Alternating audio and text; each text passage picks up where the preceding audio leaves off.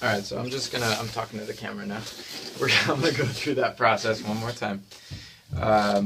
So our first chord, we're gonna have a C octave, and then a C second inversion, right? Okay. With 5, 2, and 1 as our fingering.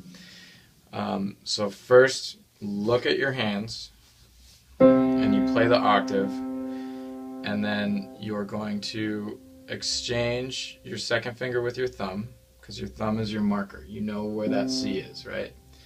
And then you're going to release your thumb, and then you can feel over one key to get there, right? Okay. And then your pinky, if you need to, you can kind of squeeze in there, but you don't seem to have trouble doing that. Okay? And then when you go back, you're going to hold your second finger, exchange it with your thumb, and then find that octave. Okay? So as an exercise, you're holding this note, finding it, exchanging it, and then finding the other notes. And then going back, holding it, exchanging it, finding the octave. So first you do it looking, so you can really see. And then close your eyes, or, you should really practice where your gaze will be. In other words, I'm looking this way at you, to the side. Don't do that. Look ahead. Okay. Where your music would normally be. Don't read the music, but where music would be, because part of this is your brain knows where you're looking for some reason. I used to practice looking ahead and then looking sideways and then looking this way and then looking up and then looking down, because when I'm performing I have to be looking at the audience and not the keyboard. But I had to figure out how to do this looking in every other direction. Wow. Because somehow it changes your brain. Your perception of the keyboard changes if you're looking this way or that way or whatever.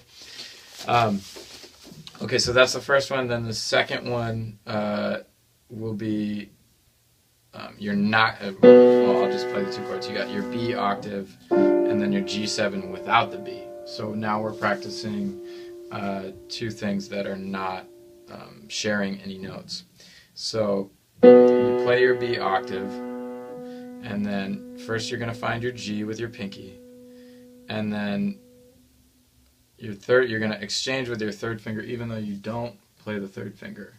But that's going to be like your marker to find those other notes. Okay. And it's even more important coming back, because you know that your third finger's on B, even though you're not playing it.